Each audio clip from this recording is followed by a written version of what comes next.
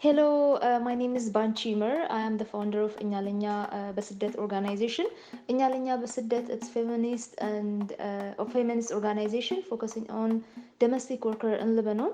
Because of the coronavirus and the lockdown, many domestic workers are suffering behind closed door, and they can't even feed their kids. Because of that, we are gathering food and distributing home to home. But we want to do more, and we set up also GoFundMe accounts. If anyone is interested to donate, we'll be grateful. And you can find this link to in our Twitter at Inyalinya DWU. Thank you so much. So this is a conversation with Chuck Derry. He's the co-founder of the Gender Violence Institute and the Minnesota Men's Action Network, Alliance to Prevent Sexual and Domestic Violence. I wanted to talk to him after reading his very interesting essay, Psychologizing Oppression, in which he argues against the belief that men who are violent are quote-unquote losing control or about to quote-unquote explode. He instead argues that men who are violent do so because it is beneficial to them, and thus argues that this is what society should instead be tackling and facing. In some ways, this is an episode addressing men, especially cis men who benefit from patriarchal structures even if they're often unaware of it. It is an exploration of the privileges that come with simply being a cis man in society, and especially a cis straight man, and how even men who consider themselves allies, the so-called good guys, need to also question why so many of us do not actively work to end gender-based violence, structural inequalities, and patriarchal oppression more broadly.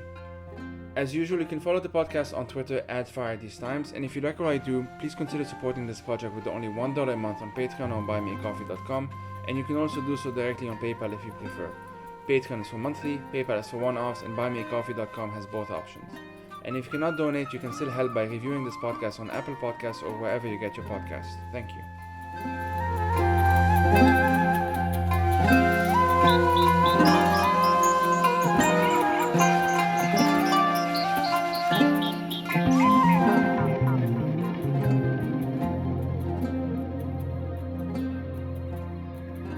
My name is Chuck Derry. I'm from the Gender Violence Institute in Clearwater, Minnesota, United States. And I started doing this work in 1983. I got hired to work at a radical feminist women's advocacy program who was working to get the criminal justice system in 1983 to do something about men's violence against women, to actually arrest men and hold them accountable, because that was not happening. And I was hired to work with men who batter. So men who were arrested, then part of what they'd have 90 days hanging over their head of jail time, and also would have to go to a 24-week batterers program, which I coordinated. And it was really amazing when I started doing this work, and because I started doing it, I was 27 years old. And I thought I was pretty cool. You know, I didn't think I was very sexist or racist or anything. And then I started working in this radical feminist women's program and found out, geez, it wasn't just these attitudes I had. It was like my big toe was sexist, right? It was like a part of it's in my bones. And so I was really lucky to work with women who were willing to challenge me about my sexism. So while they're challenging systemic sexist oppression, with the criminal justice system, which was a quote unquote good old boys club at the time, and largely still is, but really challenging male dominance roles, criminal justice system, and lack of accountability for men's violence. So we were doing that work at the same time. They were willing to challenge me about my own sexism, and they're willing to debate with me, and they're also willing to get angry with me, which was really very kind of them and helpful. Rather than just blow me off, they actually got angry with me at times. And so I was very lucky. As a 27-year-old male, I thought, doing this work, I thought, oh, this will be really interesting for me in my life. But I had no idea it was totally radicalized my life. That was in 1983 I started. So I've been doing it since 1983, 37 years, and did a lot of work with men for about 10 years in the criminal justice system. And then I've been doing training and technical assistance and presentations nationally and internationally since that time, working at the criminal justice system and also engaging men and how to engage men. So I was co-founder of Men Engage North America, part of the Men Engage Alliance board for 5 years. Also created the Minnesota Men's Action Network Alliance to prevent sexual and domestic violence in Minnesota, the state of Minnesota, and been doing a lot of coordination since the 80s of engaging men to end men's violence and other forms of sexist oppression. Mm. I found out about you and Men Engage and the Gender Violence Institute because you wrote this essay called Psychologizing Oppression. Can you, for those who, I will link it in the show notes in any case, but can you kind of just give a bit of a picture of what the essay is about and why did you feel the need to write it in the first place? Well, I'm noticing globally, and this is something that came up in the 80s when we started doing this work with Men Who Batter, that there's a notion that men who batter kind of lose control of themselves, or they don't know how to appropriately deal with their feelings because men are supposed to not have feelings, right? Only anger, and that's okay. And what has happened is that this was happening in the 80s and it kind of went away, but then in the last 15, especially the last 5 years, I'm seeing it more and more where people want to continue to psychologize men's use of violence against women, saying it's either because they're traumatized as children or they don't know how to deal with their feelings effectively.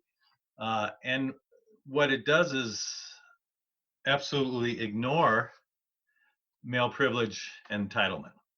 And it ignores the massive benefits that men who batter get from that violence. And I can go in some detail with that later if you like. So the primary thing that happens is that men who batter will routinely want to say they lost control of themselves because then they're not really responsible. And actually, first what they will do is they'll try to blame the victim.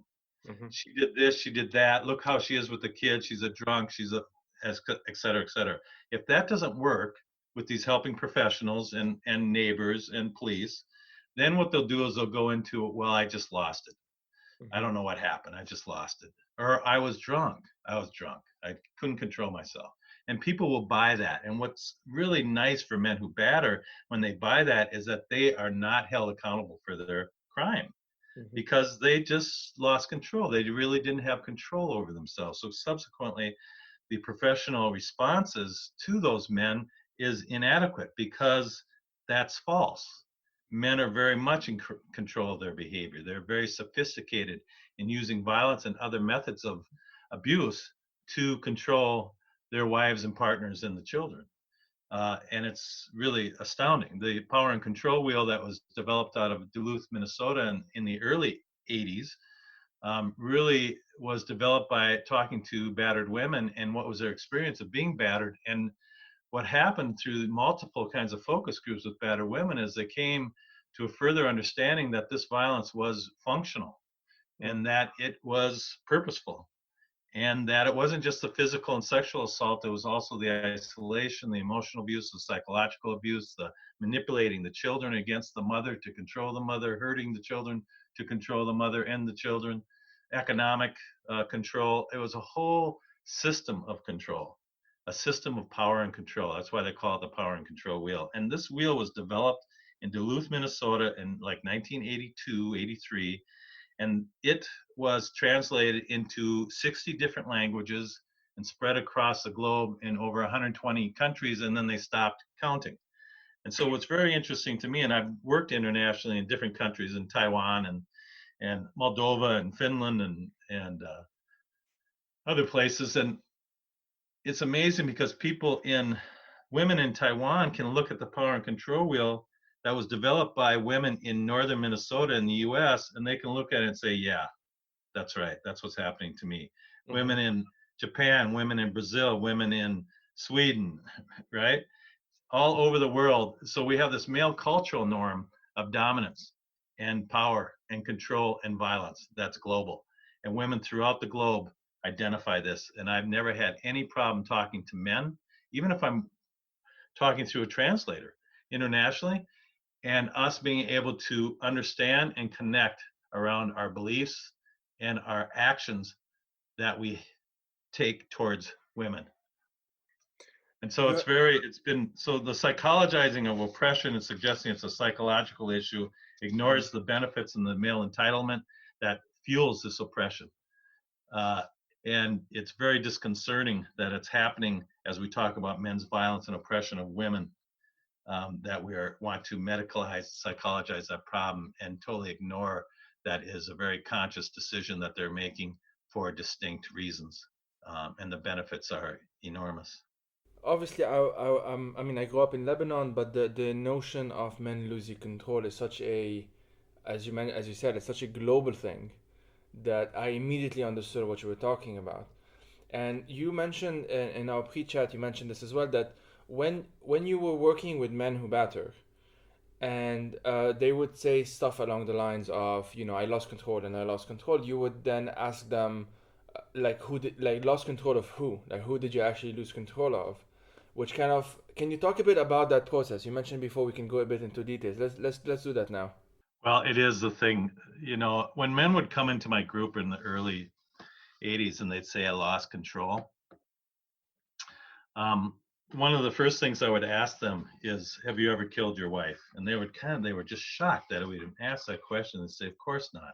I say, oh, okay, so you're kind of choosing to what degree you're going to abuse her. Mm-hmm. Yeah, okay. And then I'd ask them, so have you ever beat your wife in church or the synagogue or the temple or sweat lodge? No, of course not. Oh, I see. Okay, so you're actually, how about the grocery store? Have you ever smacked her in the grocery store or out on the mall? Well, of course not. Okay, so you're actually choosing where you're going to be violent. Oh, and a lot of times their response was just silence, right? Mm. So I would routinely, it was one of the first things to let them know that we're not buying this fact that you're out of control, because you're making choices. Even when you're drunk, you're making choices. And we have many alcoholic men in our groups who would say, yeah, I still knew what I was doing when I was drunk.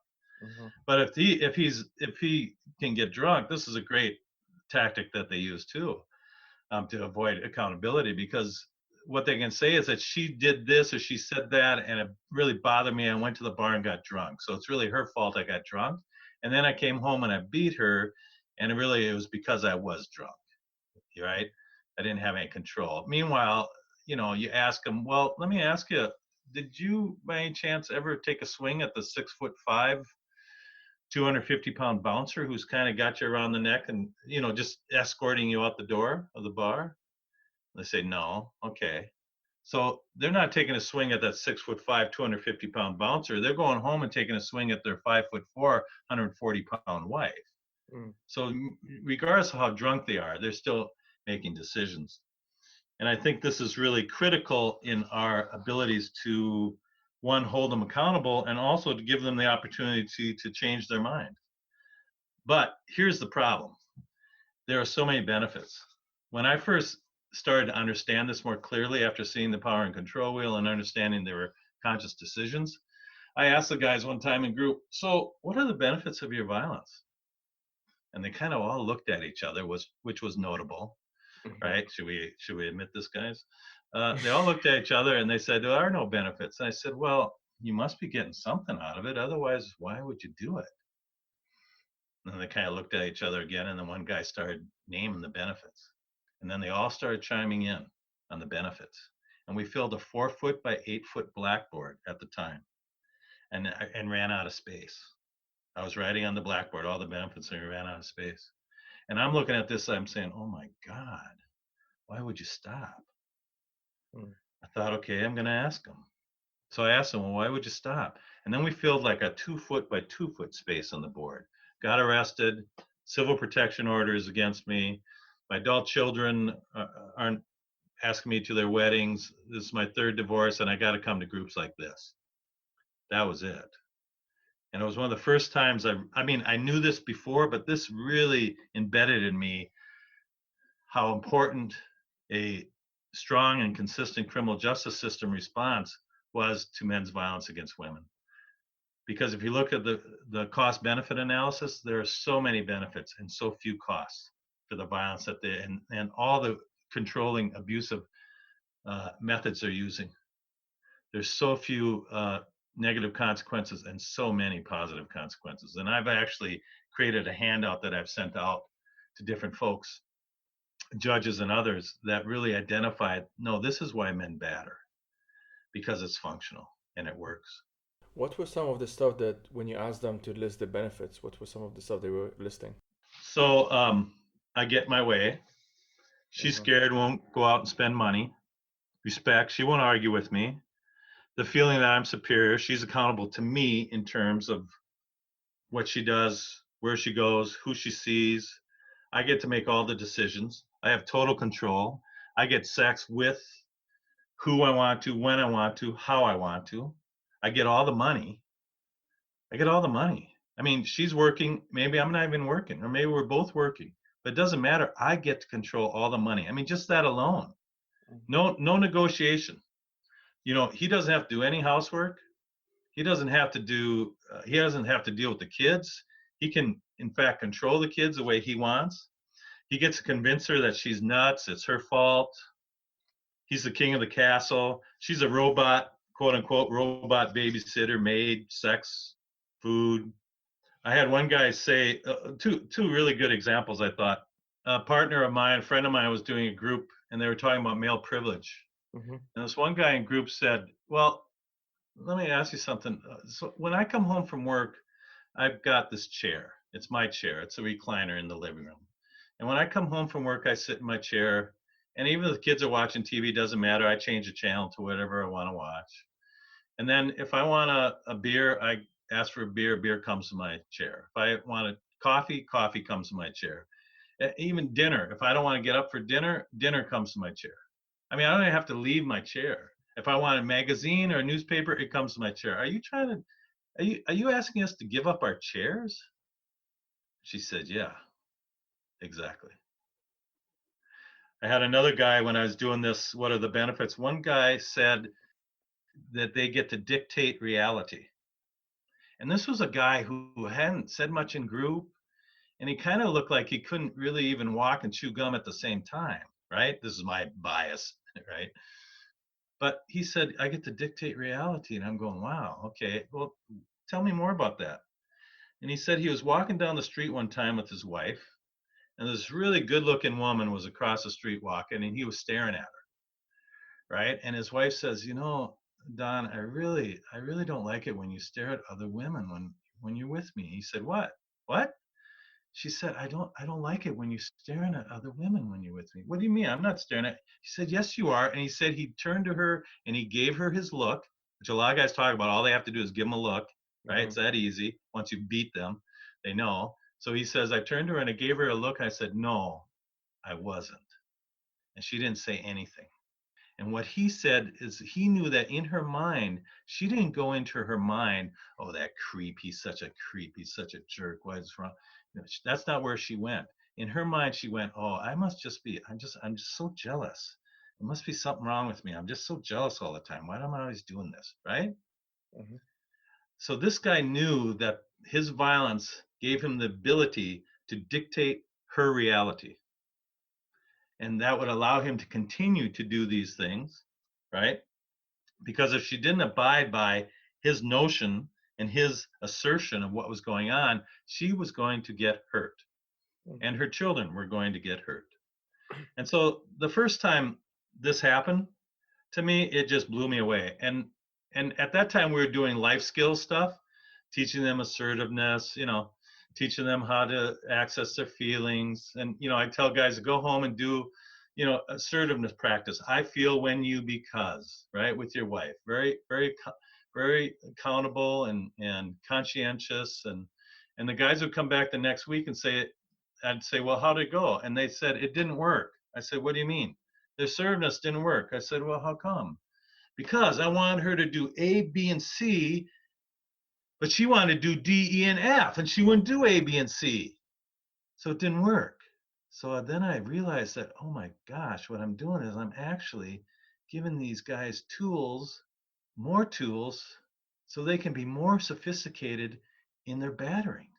They were using what I was teaching them in class to go home and use those tactics to further control her. And really, it all came down to she wasn't giving me what I wanted.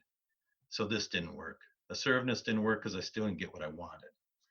And so when I understood the benefits and I understood how this this life skills and the psychological kinds of methods of dealing with men was not effective, then we began to shift the group dramatically. And we started looking at their belief systems.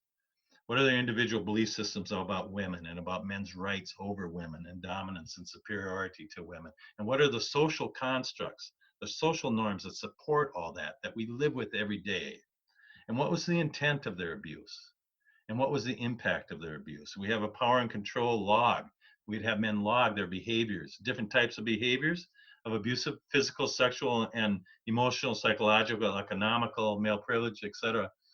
We'd have them log them, and it was so instructive that what their intents were always fit their impacts. Because we'd say, what was your beliefs? What's your intents? What was the impact on you, on her, on the children? And the intents always fit the impact on her and on him. He got what he wanted. The impacts were very negative for her, but he got what he wanted. And so it's very critical that we do not pretend that men are being violent and abusive and harassing and sexually assaulting and dominating women in our culture because they just don't know any better. They could not be this sophisticated if they did not know any better. If they're out of control. We had, people talk about anger management. And somebody told a good story about, the guy was with his wife and they had ordered a pizza to be delivered to their apartment. Mm-hmm. And they called up and ordered the pizza. And then before the pizza came, they got into an argument and he started just getting wild. He started just getting quote unquote crazy. He started throwing things, breaking things. He was throwing her up against the wall. He was slapping her. He was throwing her on the ground. And all of a sudden the doorbell rang. It was the pizza guy. And he stopped everything. He walked over to the door. He opened the door. Hi, how's it going? Oh, pretty good. How you doing? Oh, really good. Thanks a lot. And gave him an extra $5 tip. Hey, thanks a lot, man. Oh, yeah, you're welcome. Thank you. Okay, bye. Closed the door. And then went back to his behavior with his wife. That's anger management. Mm-hmm. Right? He's deciding it ain't about his anger. It's about his intimidation and his violence. And he's making decisions all the time. And sometimes guys are making decisions 2 weeks ago. She said something, and in his brain, he's going, if she ever says that again, that's it. I'm going to smack her. 2 weeks later, she says the same thing. It's a viable concern, right, in the relationship, and he smacks her. And he doesn't have to think about it because he already decided 2 weeks ago. So it's just a way that when we psychologize oppression like this, what we do is we help the oppressor, not the oppressed, because he gets escape responsibility. If we say this because he was beaten as a child, there's this thing that says hurt people. Well, the reality is predominantly hurt people help people. I worked with so many men who were one of 4 brothers, and he was the only one who battered. They all grew up in a family where the father was very abusive to the mother and to the children. And 3 out of the 4 boys said, I will never, ever, ever do that to somebody else. Mm-hmm. Never. I will never touch my wife or my girlfriend, because they lived through the pain. They were under the beds holding their little sisters, or their big sister was holding them in the closet as they're hearing the mother scream and their dad slam her up against the wall. So they lived through that pain, and they said they would never. In fact, I've worked a lot with law enforcement and therapists and ministers, and a lot of the people that are helping professionals did grow up in violent homes, and they became professionals to help others. And so that does not cause, being abused as a child does not cause you to be violent. I mean, if this was true, how many women and girls are sexually assaulted before they're 18 and beaten? And we don't see them out on the street sexually assaulting men. Mm-hmm. Right? So this is a gendered thing. It's about dominance. And we get massive benefits from it. Not just guys who batter, but we all benefit from it. Which makes you wonder if that has anything to do with so much male silence around this. Or when men do speak, that provides this kind of psychologizing excuse. Either it's something about her, it's a relationship issue, or that he just doesn't know any better, or he was abused as a child. It all provides excuses and ignores our history, our global history of oppression, which is motivated by self-interest, by greed, and accomplished through cruelty. This is normal behavior. We used to, I'll just say this and I'll stop. When we first started doing the program, we thought maybe it was a psychological issue in 1983. And for the first year, we did psychological evaluations for every person, every man who came into our group. And what happened is those men reflected, their psychological testing just reflected the general population. The same levels of any psychological problems and no problems was parallel to the general population. So that's when we realized, no, okay, this is not a psychological issue. This is a social construct. This is a social norm. 1 in 3 women beaten, 1 in 3 women raped. This is normal male behavior. And so how do we change those norms? I mentioned in our pre-chat that part of the reason I wanted to do this episode is to, like, one of the underlying themes, if you want, of the podcast is that the local is global, but at the same time the personal is political, and by which I mean what we do actually does affect the world around us, and even if what we do is nothing, that is also a form of, that is also an action. And I just remember feeling even a bit anxious about, let's say we record this, and what I'm planning on doing after this is, well, edit and, publish it and everything, and then send it to my guy friends. Now, my friends are, I can safely say, are people who, if you ask them, do you consider yourself a feminist, they will all say yes. And they would go to the feminist march, which I will talk about in a bit, because it was one of my aha moments as well. And they would, be on the books, progressive, supporting, everything, let's say. But it's very difficult usually to take the conversation to the next level. It's difficult. What are some of the assumptions that you have as to what your partner, or even like your theoretical partner? So, like, if one day you do have a partner, what are some of the things that would be normal for you to do in the house? What are some of the things that would be normal, in quotation, of course, normal for you to do in the house, or normal for her to do in the house? What are some of the obligations that you would have towards the children, let's say, in the future, or etc., etc.? And those are conversations that are always difficult to have. Maybe, and you might, because you obviously have way more experience than me on this front.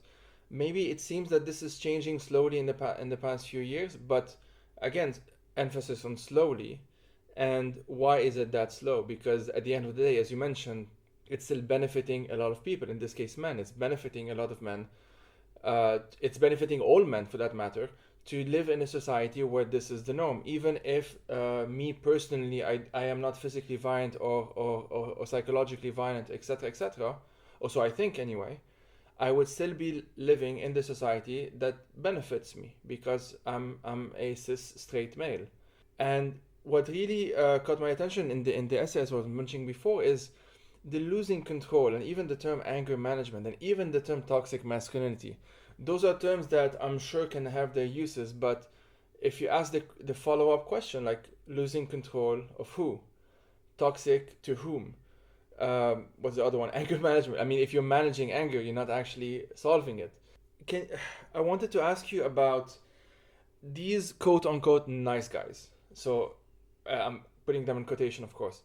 The guys that feel that they're not benefiting from this because they don't actively participate in this, or so they think anyway. They're not stalking, let's say, a woman. They're not being violent. They're not yelling or using even derogatory term, etc., etc. They're not doing all of those visibly bad things, let's say. How have you, let's say, managed when you talk to other guys, or whether in your work, or maybe in private lives even, I don't know. How have you tried, let's say, to tell the quote unquote nice guys that they are also part of the problem?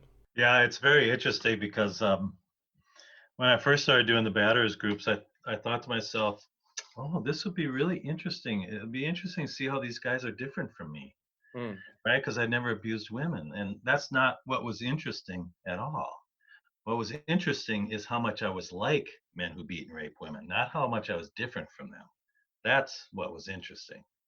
I mean, I remember one group, and I was co-facilitating with a female facilitator, and a guy told a sexist joke, and we all laughed, all of us, including me.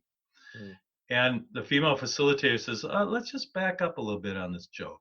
Let's go." And I thought to myself, "Oh, dang God, I just blew it." Right? Mm. So the thing that was really clear to me early on is this is not an us them issue. It's not I'm a good guy and they're the bad guys. This is a we issue. That many men could not be beating that many women and children throughout the world. 1 in 3 and higher in some places. 1 in 3 women live with that risk and the reality of being beaten. 1 in 3 by a man she knows. 1 in 3 live with the risk and reality of being sexually assaulted, mostly by men they know. They could not that many men could not be beating and raping that many women without widespread cultural support. And so where is that support?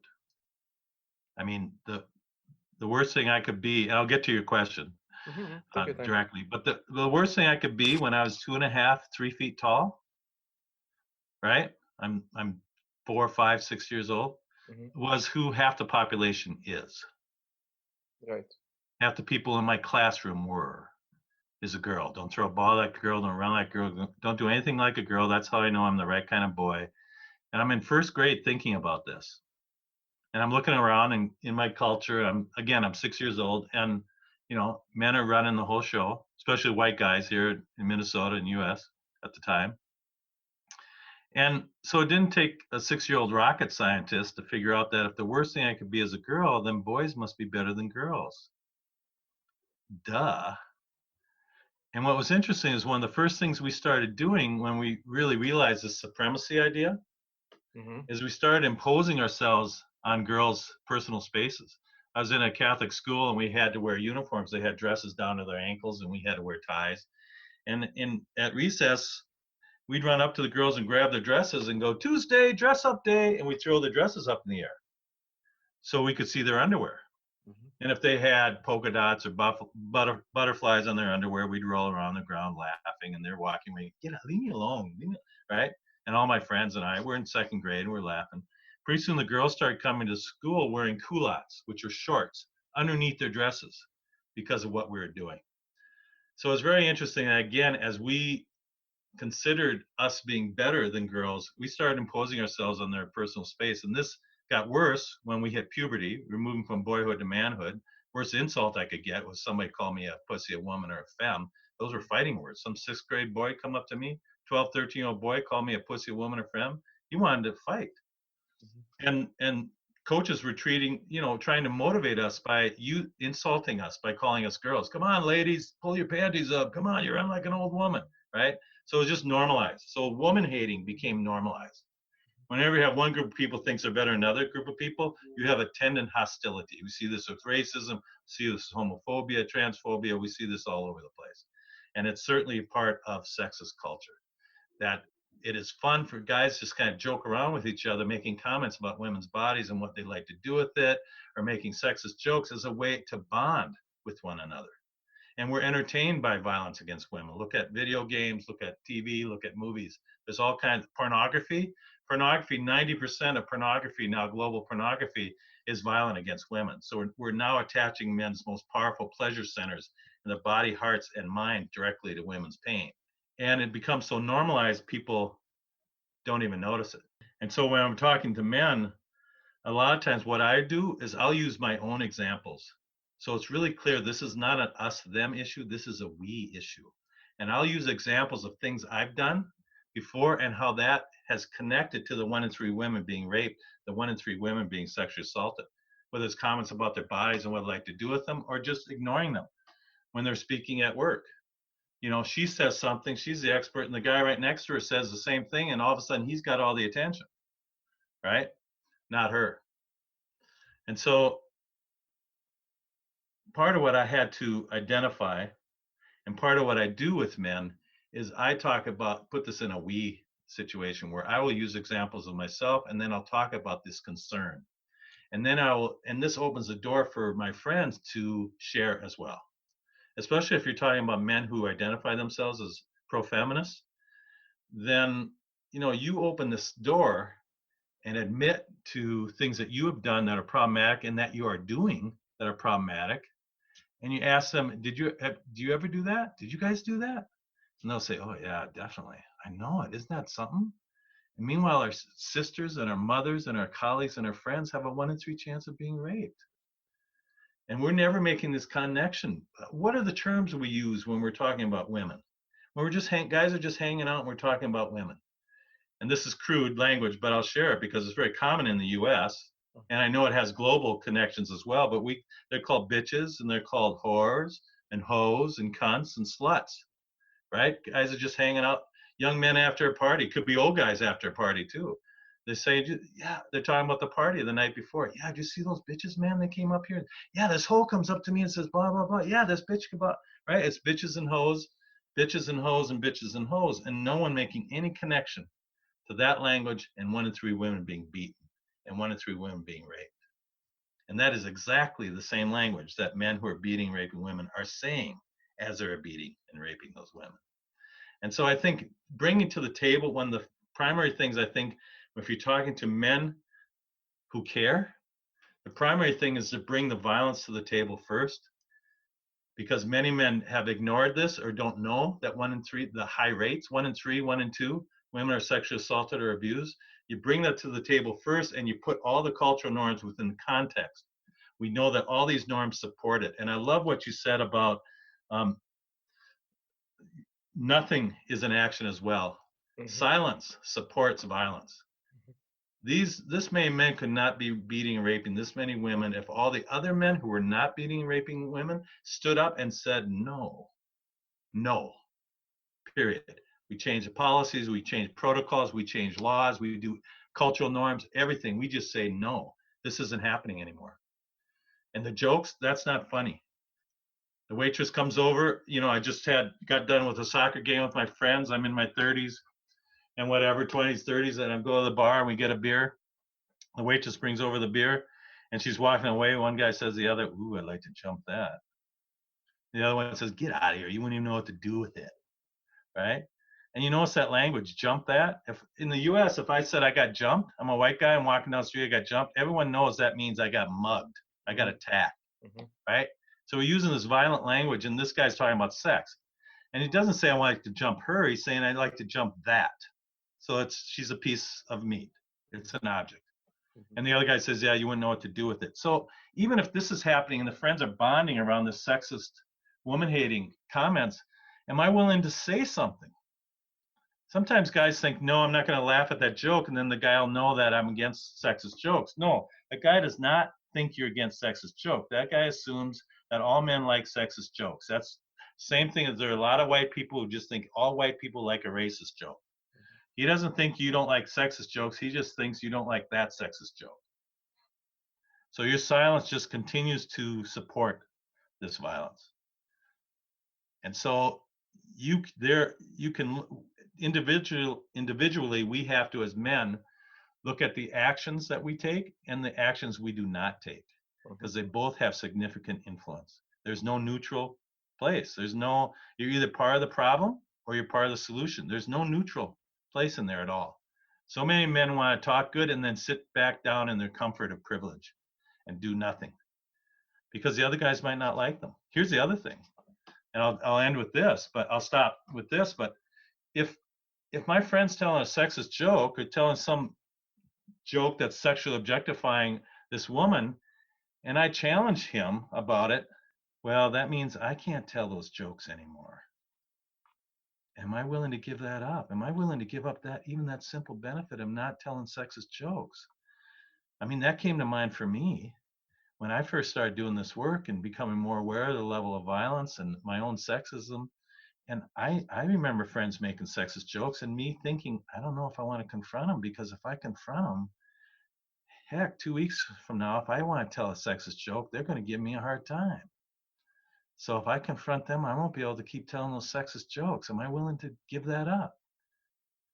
Right? Something so simple as that. Am I willing to give that up? And when I understood the connection between that behavior and 1 in 3 women being raped, yes, I was willing to give it up.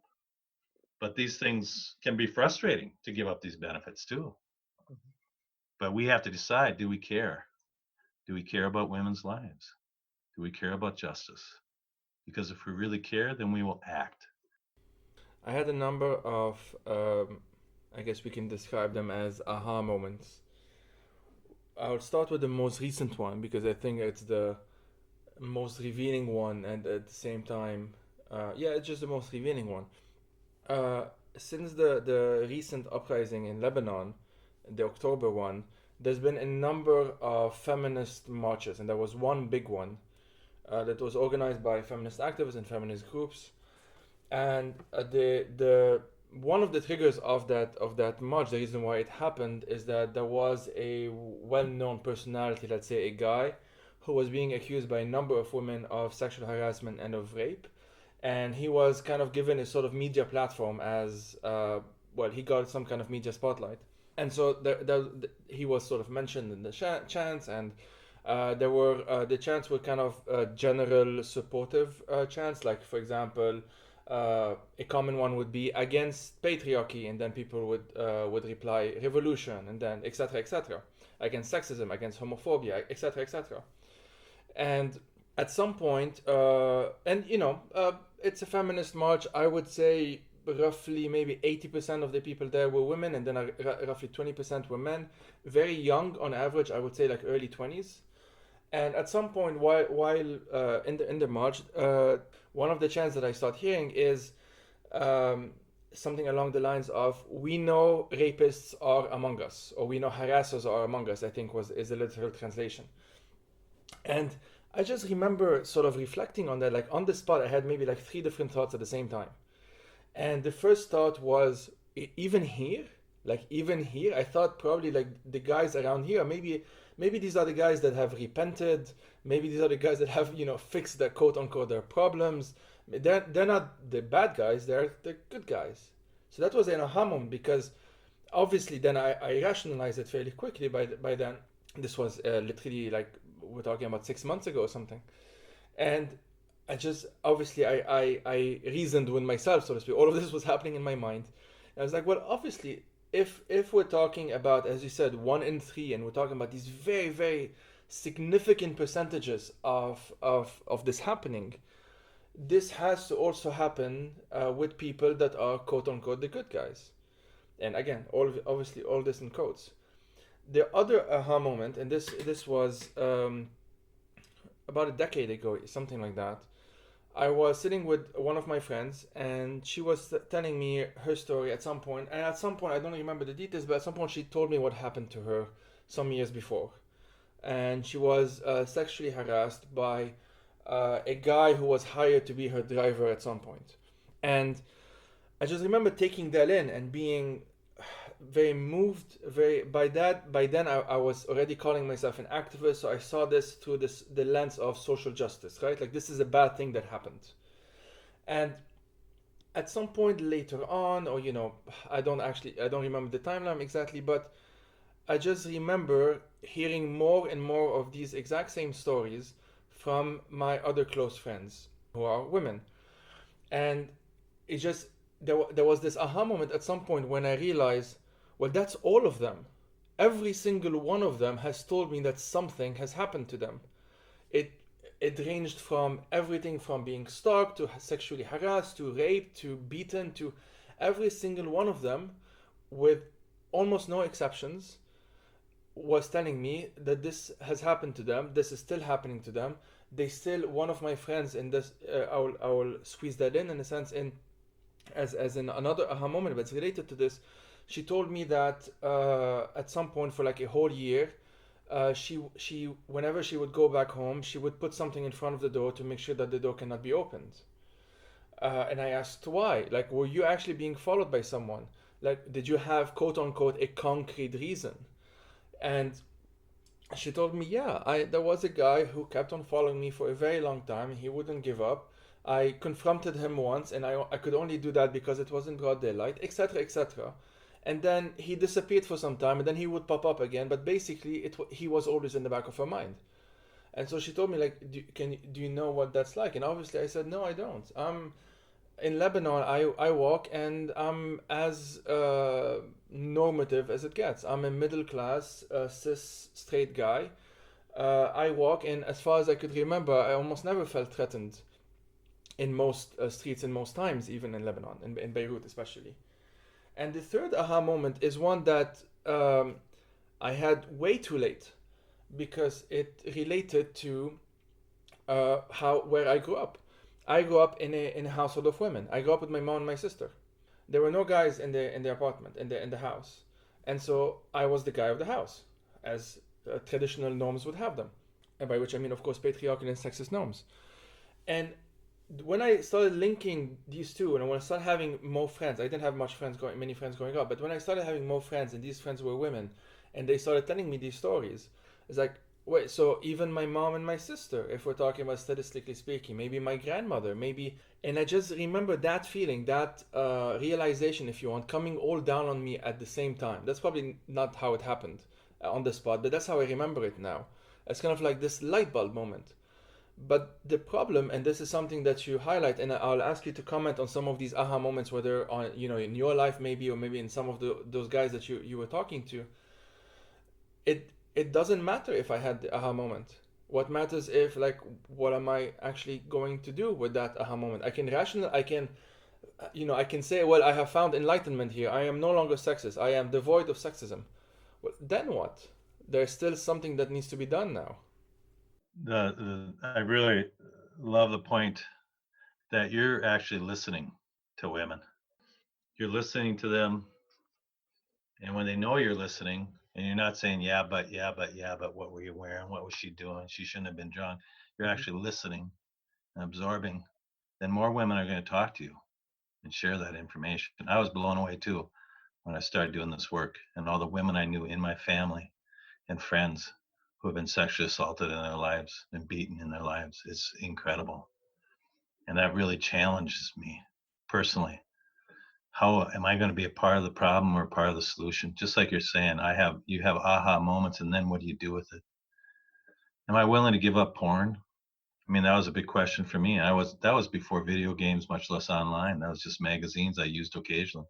Was I Mm-hmm. willing to give that up because I knew, oh, the majority of the women in pornography are not there because they want to be. There's a gun at their head off camera. Am I willing to get off to actually what this is rape? Am I willing to stop sexually objectifying women? And what would happen after I stopped using porn? I stopped using porn for 3 months just to see what it would do in my head, and totally shifted how I was thinking about women and viewing women who were riding their bike down the road, and how I looked at them, what I thought about my friends, colleagues, workers, all kinds of folks. And so I think the fact that you listen to women and then care, and then the caring is manifested by our action. And so I really like what you're saying about this action. It's a lot of times people talk about toxic masculinity, right? And it's the guys. You got to convince the guys that sexism's not good for them, and they're stuck in the man box. And the man box, if you step out of the man box, you get slapped back in the man box.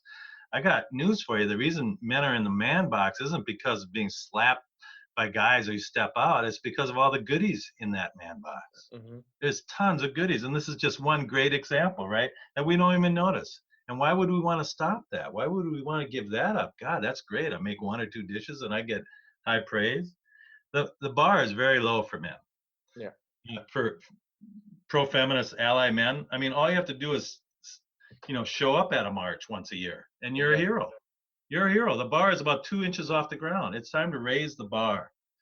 And one of the things that we did when we did the Minnesota Men's Action Network is really what we're doing is, a lot of times people think prevention, how do you shift these social norms, is about awareness and education. But we know historically throughout the globe that awareness and education alone does not shift social norms that support oppression and other levels of unhealthy behaviors, and like smoking or that kind of thing. Mm-hmm. So what we use is this called the spectrum of prevention. And what it identifies is that you actually use awareness and community education to create the social capital and the political will to change organizational practices and public policies. That's how you reshape social norms. And so we use that as a guide when we were working with men. We could get men to the table, we didn't have a problem having focus groups and having meetings and getting men to the table in Minnesota. What we had problems with is we didn't know what to do with them. Once they got to the table, now what do we do with them? So we used the spectrum of prevention. It's on Prevent Connect website in California, US. But it was basically the only reason we ever did any awareness building with men or education or connection with men was only to create that social capital and the political will to move to action, to change organizational practices and public policies that support sexist oppression, right? Racist oppression, all levels, heterosexist, all levels of oppression. So we have to move to action, and we have to raise our expectations of men's action. And this isn't guys riding in on horses, knights coming to save women. This is about men working in partnership with women, taking leadership from women, listening to women, like you were talking, Joey, right? Listening to them. It's incredible, really listening to them. And then making the change. And then the question again is, do we care? And will our compassion override our privilege? Because one of the first things we're going to hit with our compassion for change is we're going to run right into our benefits and our privileges. And am I willing to give those up? And so can we silently sit by as men, as women are marching all over the place, are trying to speak, the Me Too movement, trying to end this violence, and nothing's happening by the male system? Do we just sit quietly by and call ourselves good guys? Or go to a march once a year or twice a year and call ourselves good guys, have nice conversations with women, but we won't talk to our friends about it? Men have to speak to men. Mm-hmm. Men have a tendency to not listen to women. That's why I liked earlier that you were so informed by the women who knew that you would listen. Men need to talk to men in partnership with women, but we need to talk to our friends and say, this has got to stop, guys. And we can see our friends do things, and we can see them be quiet. They can tell stories. We can share our own stories, right? And say, has that ever happened to you? But our silence with other men is a part of the problem. And I remember being in, when I first started doing this, one of my aha moments, like you were talking about, Joey, was being in a class in a university. And I can't remember if I was in the class or if I was facilitating it, but the men and the women were separated. And they're separated into small groups, and they were asked, what concerns do you have about challenging men about their sexist behaviors, or whether it's language or action or whatever it is? And the men, so they talk in small group, the women would be in small groups talking, the men would be in small groups talking, and then they'd come back and we'd ask the men to report back first, and we'd write it up on a board. And the men would say, I'm afraid the other guys won't like me. And that was it. And this is multiple times this happened. They said, I'm afraid the other guys won't like me. And then the women would speak, and we'd fill the whole board with all the reasons why the women were afraid to confront men. I'm afraid they're going to follow me out to the parking lot and assault me, rape me, beat me. I'm afraid they're going to stalk me. I'm afraid they're going to harass me online. I'm afraid they're going to fire me. I'm afraid. And it just went on and on and on. And it was one of my aha moments. I went, oh, okay, I get it. Because I was nervous about talking to my friends too at that time. Mm-hmm. I said, oh, okay, now I get it. I'm afraid the other guys won't like me. And the women are afraid the other guys are going to beat them, rape them, stalk them, kill them. Okay, all right, now I get it. So totally, those moments moved me to action. I don't know if we may call it a closing note or something. You did mention in the beginning that no matter where you went, and even if you had to even resort to a translator, both the men and the women that you would be talking to would know what you're talking about, because it's very much a global thing. Can you talk a bit more about that? Maybe give some examples, and the reason why I'm asking this is, I know after this, again, when we're done with everything, I'm going to send this to a number of groups I'm in. I'll share it on social media, of course. I'll ask some friends to also share it on social media. Now, what I'll try to do is I will send it to individual friends, guy friends especially, and tell them, hey, this happened. I did this. They already know I'm having a podcast, of course. It would mean a lot for me and I think it will be very important for you as well, um, if you listen to this, and let me know what you think. We can have a chat about it, etc., etc. After that, one of the things I'm worried, if you want, that might happen is that some of my friends might think, or if, they may not say it to me, but they may think it, that, well, this guy is talking about Minnesota, he's talking about the American context, and this is what's happening over there. We're seeing now there's a lot of violence, there's a lot of issues with toxic masculinity, there's a lot of issues with cops being violent, etc., etc. What are some of the examples you can think of? And I hope I'm not just putting you on the spot, about some of the examples that you've had, that you've heard in sort of like all parts of the world. Well, I think the best example, Joey, Mm-hmm. is the conversation you and I are having right now. Mm-hmm. You were raised in Lebanon? Uh-huh. Yeah, I was raised in Minnesota. And I'm not having any trouble at all relating to what you're saying. Are you having any trouble relating to what I'm saying? No, no, not at all. Yeah, no, me neither. So I think this is an amazing example. Lebanon is quite a bit further away from me than Minnesota. It's Mm-hmm. kind of on the other side of the world Mm-hmm. in many ways. I mean, I had the same experience in Taiwan. I went to Taiwan. I did a week presentation for the government down there training criminal justice people on how to respond to domestic violence cases. And I thought to myself, oh, this will be really interesting. Taiwan, that's on the other side of the world. It'll be really interesting. See how different it is there, how they're responding to domestic violence. God, that wasn't interesting at all. What was interesting is that they were responding exactly the same way they were in St. Cloud, Minnesota, in the US, in Taiwan, the same way. It was a family issue. It was none of their business. The men's the head of the household. We shouldn't be involved. And so the police were doing nothing about it. And the women in Taiwan were looking at the power and control wheel that was made by women in northern Minnesota and going, yep, that is exactly what he's doing to me. Right? So there's all kinds of examples how this is relevant. But I think, again, Joey, if you're going to share this with friends, I think it's amazing that, right, how much we're connected. And you were raised in Lebanon and I was raised in Minnesota. So this male cultural norm is global. The examples you're giving are excellent.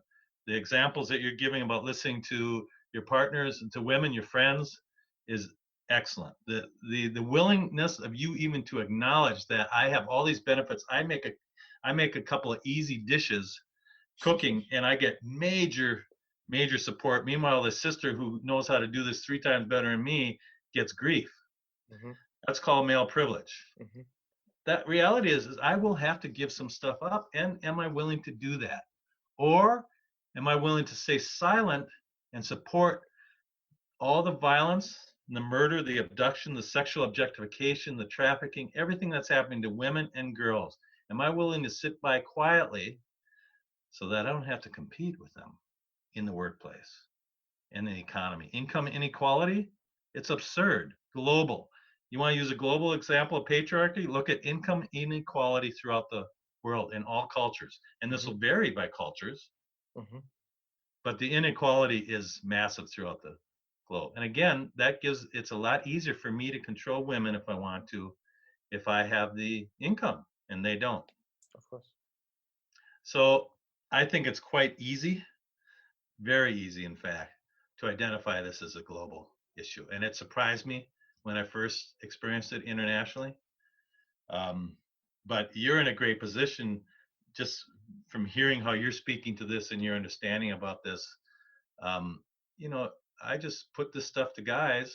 And here's how I grew up, and here's how I behaved. Here's how it benefited me, and then I decided to change.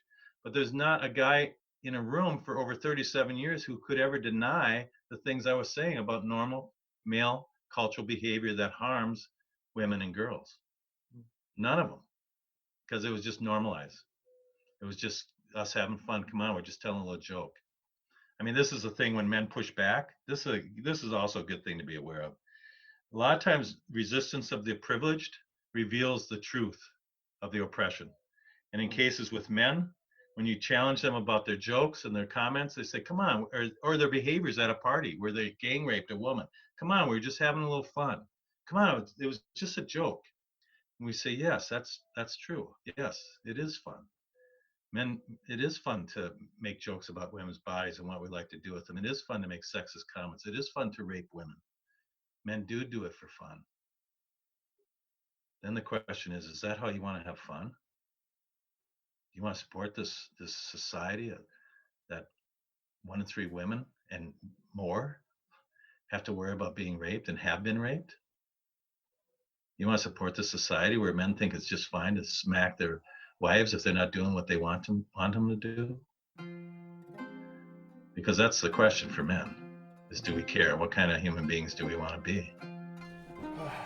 Well, on that difficult but important note, Chuck, really, I really want to thank you for your time. This has been very, very interesting for me. I'm hoping it will be very interesting and revealing and maybe changing and everything to the people listening, especially the guys listening. And yeah, keep on doing what you're doing, and thank you for your time. That's great, Joey. It was great. And your stuff is great. So yeah, you have your voice is very powerful. So, I would just go out there and use it. I didn't have a clue when I first started doing this. Mm-hmm. I didn't have a clue how to talk to guys either. Mm-hmm. But I just started to. Yeah. And I learned as I went.